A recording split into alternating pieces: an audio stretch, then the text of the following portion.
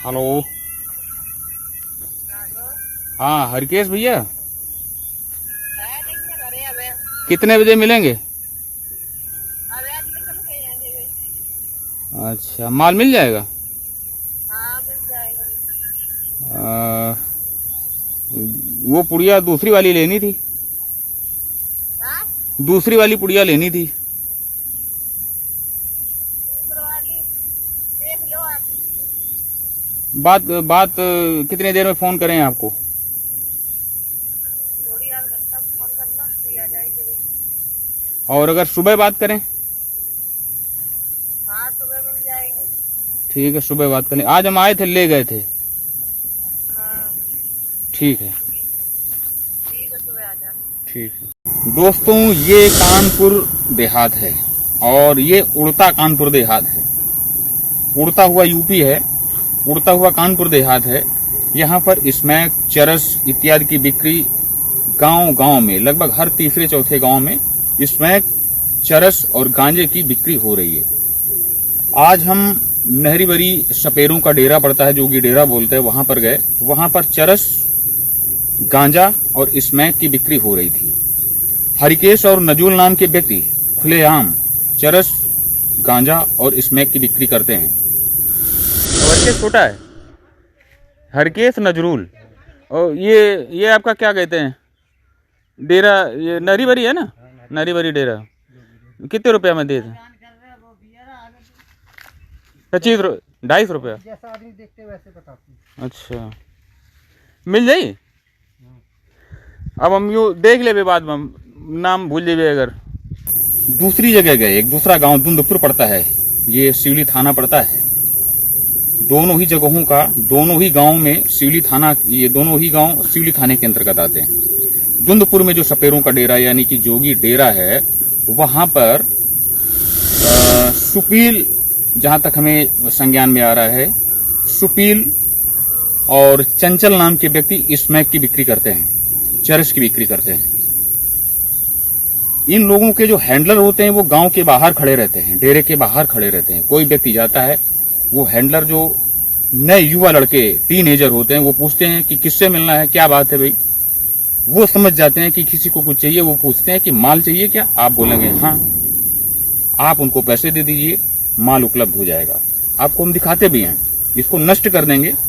ये इलीगली है, आपको सलाह नहीं देते हैं कि ये चीज खरीदी जा सकती है, परंतु ये देखिए, कैमरे में यदि आ सके, दिख रहा है बेटा कैमरे में?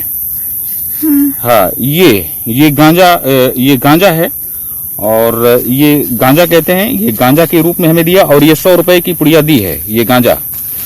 और दूसरी चीज जो है वो आप लोगों को दिखाते हैं। दूसरी चीज भी है दोस्तों, ये पहली बार हमने पुड़िया जो है, ये पहली बार हमने देखी है। फ्रेम में आ रहा है वो बेटा पूरा? ये पहली बार हमने देखा है। ये स्मैक बोलते हैं। थोड़ी दूरी पे ले चलिए दोस्तों। ये स्मैक यानी कि हेरोइन है।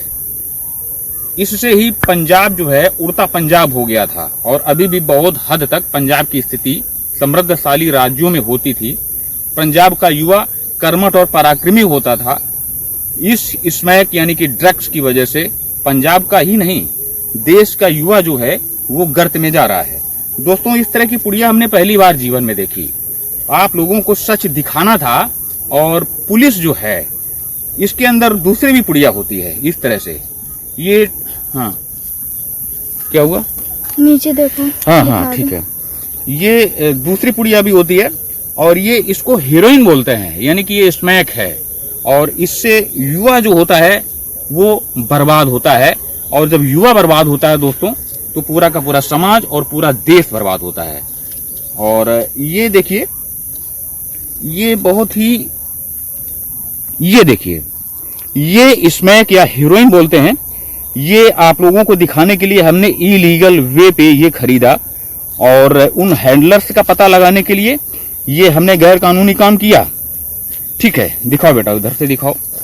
परंतु हम ये इस सिवली थाने की पुलिस और कानपुर देहात के पुलिस के लिए ये कहना चाहेंगे कि यदि हमने इस ड्रग्स को बाई किया यानी कि खरीदा है इलीगल वे में, तो मेरे खिलाफ भी कार्रवाई की जाए। परंतु उसके बाद में उन अधिकारियों के खिलाफ भी कार्रवाई की जाए जो ऐसी ड्रग्स को गांव वगैरह में खुलेआम बिक्री के लिए वो आश्रय दे रहे हैं। ये पुलिस प्रशासन के लिए, कानपुर देहात के पुलिस प्रशासन के लिए सबसे बड़ा सवाल है कि यदि इस तरह से ड्रग्स की बिक्री गांव वगैरह में खुलेआम हो रही है तो ये क्यों ना माना जाए कि पुलिस का भी इसमें शेयर चल रहा होगा।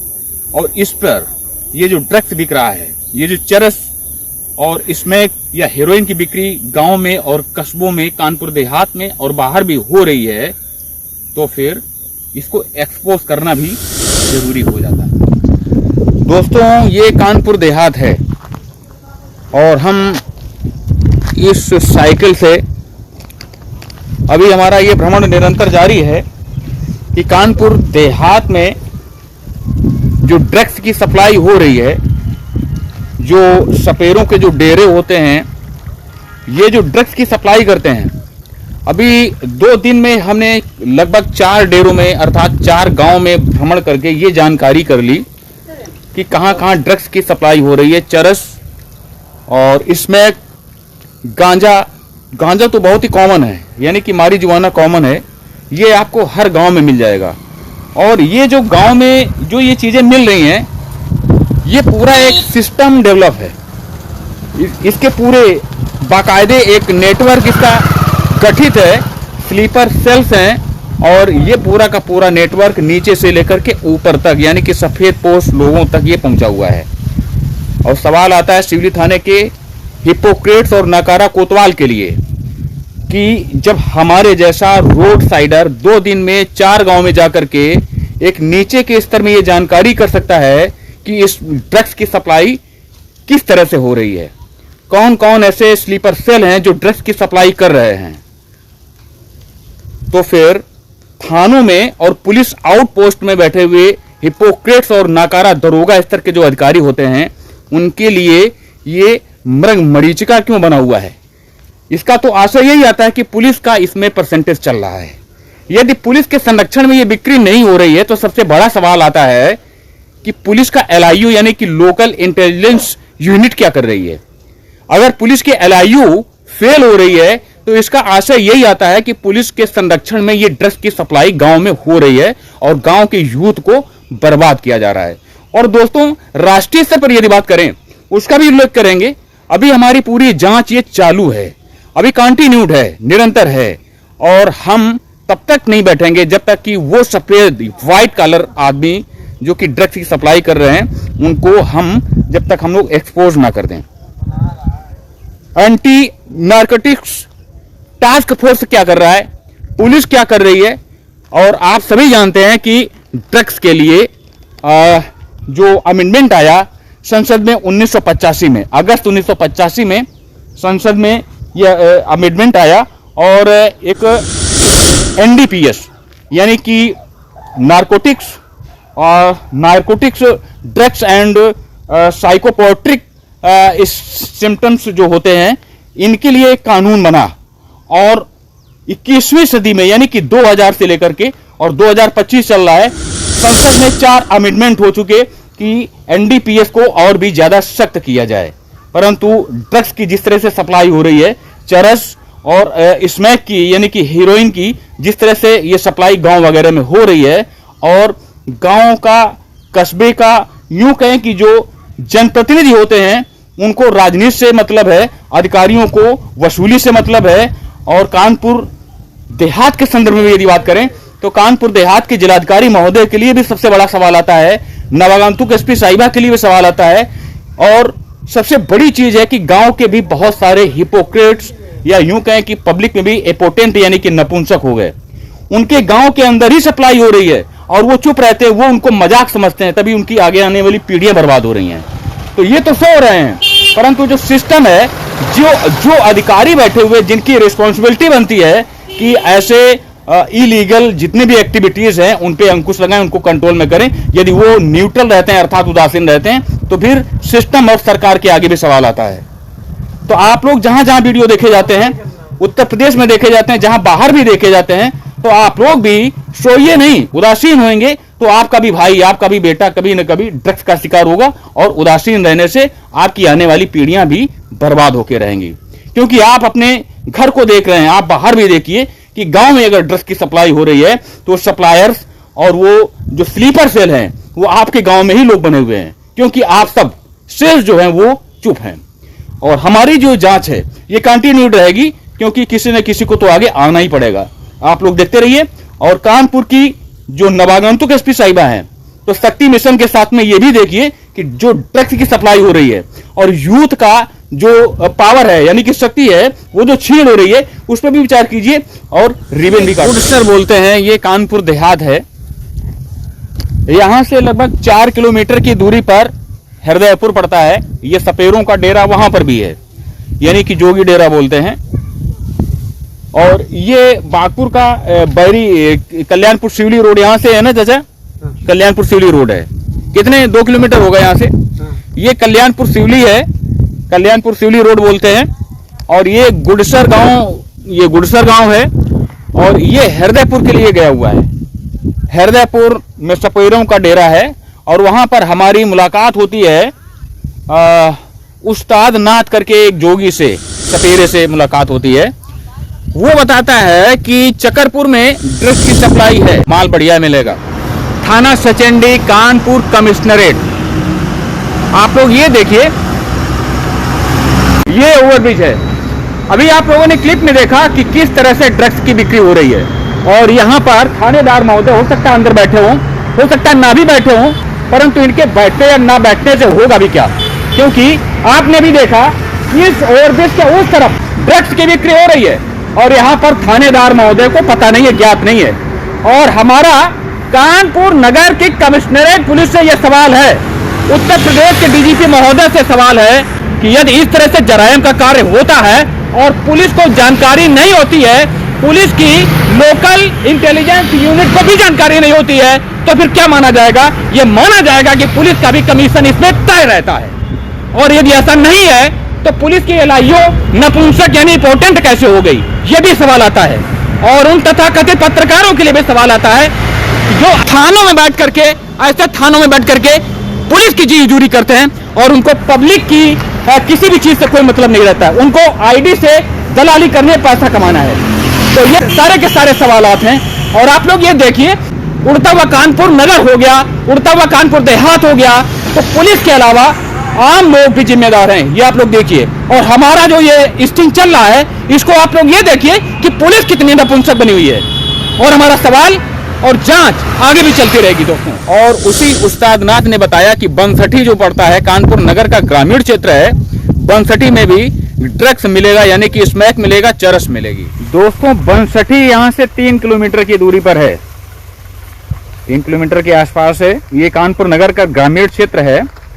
और बनसठी में जो सपेरों का डेरा है वहां पर हमारी मुलाकात खेतानाथ नामक सपेरे से होती है।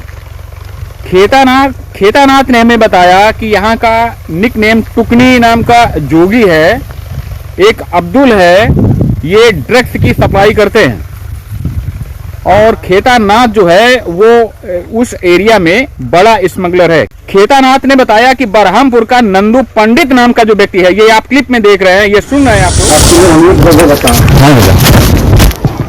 यही बरहमपुर गाँव है,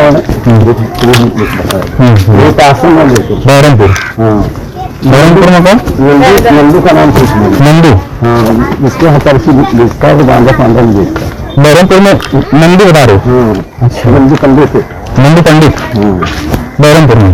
वो गाजी बांधा पांधा में सिर्फ तरसी बेचता है। चलो ये नंदू पंडित बरहमपुर ये लग रहा है, देखो इधर खुदा ना, इसमें तो मिल जाएगी। हाँ, मगर पुलिया से मिलेगी, तूला भी तूला चाहो तो तूला भी तूला, तो फिर तुम्हें समय देना पड़ेगा। ये मेरे को फोन ले रहे ना, तुम डिमांड कर देंगे तो काम खाली नहीं, फोन ले गया जानते हो, आपको फोन कर लें, काम करता नहीं। हाँ फोन लगाता ठीक है। और ये सब चीजें ज्यादा बातें कम हो चाहिए, काम ज्यादा हो चाहिए, है ना। फोन बात हुई है, काम जवाब हम तभी है। और राजा आइए तो नहीं भाई बोले चाहिए, अभी से कीजिए तो जब मैं भाई लाया, अभी से निकल गया भाल लग अभी जाए वही दो, वही काले घोड़े तक वहां वही करने में। हाँ हाँ हाँ वही लिया। एक झाड़ लाया बड़ा ये ढेर बड़ा हाँ बस हाँ? कौन नंदू पंडित नाम का जो व्यक्ति है वो भी बहुत बड़ा हैंडलर है स्थानीय स्तर पर। तो हम ये देखते हैं कि ये पुलिसिंग के दृष्टिकोण से थाना बिठूर पड़ता है और ये कानपुर नगर का ग्रामीण क्षेत्र पड़ता है। तो दोस्तों जिस तरह से कानपुर देहात हो, कानपुर नगर हो या कानपुर नगर का ग्रामीण क्षेत्र हो, यहाँ पर जिस तरह से ड्रग्स की स्मगलिंग हो रही है, चरस और हीरोइन अर्थात स्मैक की बिक्री हो रही है और स्लीपर सेल है यहाँ पर। और यहाँ पर एक एक डेरे में, एक एक गांव में कम से कम 5 से 7 हैंडलर होते हैं। ये हैंडलर जो होते हैं इनको स्मगलर भी कह सकते हैं। और ये चरस से लेकर के, स्मैक से लेकर के, शराब से लेकर के सारी चीजें मुहैया कराते हैं। यानी कि हर तीसरा गांव, कानपुर नगर का हर तीसरा गांव, कानपुर नगर के ग्रामीण क्षेत्र में और कानपुर देहात के संदर्भ में यदि स्थानीय स्तर पर बात करें तो यहाँ का हर तीसरा गांव जरायम का अड्डा बना हुआ दोस्तों। और ये हमारा जो गुप्त कैमरा है ये सब कुछ दिखा रहा है आप लोगों को। ये देखिए कि यहाँ पर स्लीपर सेल होते हैं, हैंडलर होते हैं और इन हैंडलर्स के लिए पुलिस जो है वो न्यूट्रल बनी रहती है, क्योंकि पुलिस का भी शायद शेयर रहता ही रहता है।